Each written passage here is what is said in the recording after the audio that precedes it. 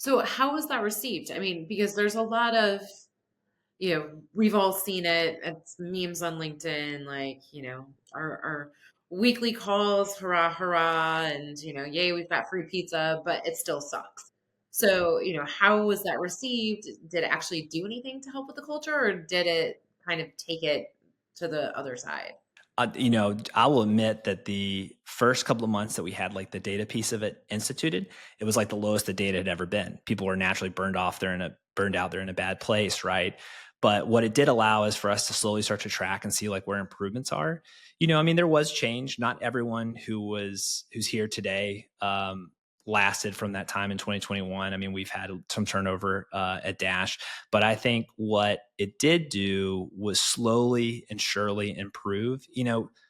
Culture isn't something that can just be fixed overnight. It's not something that can be established overnight. So a lot of it is building trust and follow through. So for anyone that's listening to this that may be navigating any internal HR conflicts or issues, it's a reminder that you just have to put in the work each and every day, and a little by little it's going to improve. And so to your point, Danielle, it's right off the bat, there was still a little bit of friction. There was uncertainty about like, is this us just posturing, saying the right things? But I think that's where it comes into accountability and just making sure that you're putting in different pieces every day and building on it. And one of the things that we're proud of is those pieces that I mentioned were sort of the fundamental elements that we started with.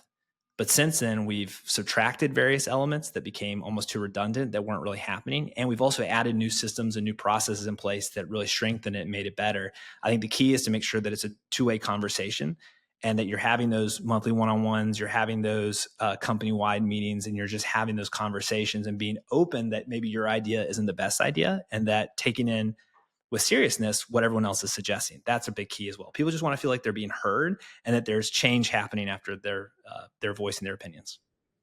I like that a lot. And so, from what it sounds like, and we've all done agency life. I think anybody watching this is an agency life.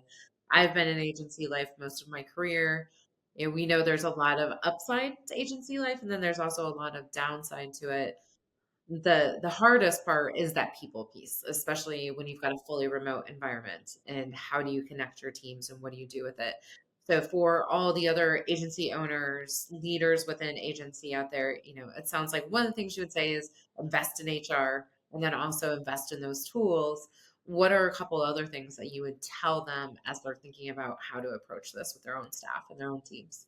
I think there's a misconception about HR and community investment that it doesn't lead to the bottom line. That people from a business org are saying like, "Oh yeah, that's great, Mac. This all sounds nice, but it also sounds fluffy. Like we've got to hit business goals, we've got to raise our revenue, and all those pieces that make agencies successful."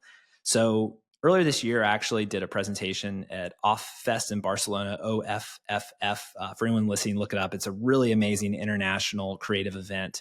And so the presentation I gave was on the value of community because I was genuinely curious, what are the business ramifications of investing not only in your internal team to do these various HR pieces, but also making your whole industry collectively stronger, from things like internships, mentorships, or even throwing a conference like we do called the Dash Bash.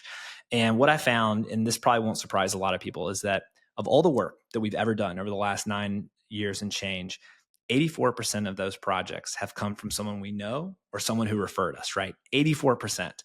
If you look at our top 10 clients we've ever worked with and the biggest spend that they've ever given, the number one client came to us because someone attended our event and couldn't handle the workload that was being asked of them as an individual contractor. When the client asked, who would you recommend? They said, you should go work with Dash. They're an amazing studio. They do all this community stuff. They're great to work with. Our second biggest client we've ever had is a direct result of a competitor of ours who said, you know what, this isn't quite the right fit for us. You should go talk to Mac and his team. The folks are there at Dash do amazing work.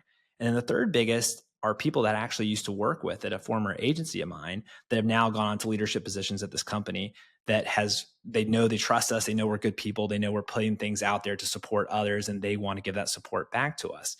And so what it validated for me is that when you take care of people and it's authentic and you're doing it just because you're a good human and you care, that it's naturally going to pay back tenfold. I mean, anyone in the agency space knows that relationships are everything. So if you treat the people internally well, you treat the vendors you work with well, you treat your clients well, you treat the industry as a whole, even your competitors well, that they're all going to support you and they're all going to want you to succeed.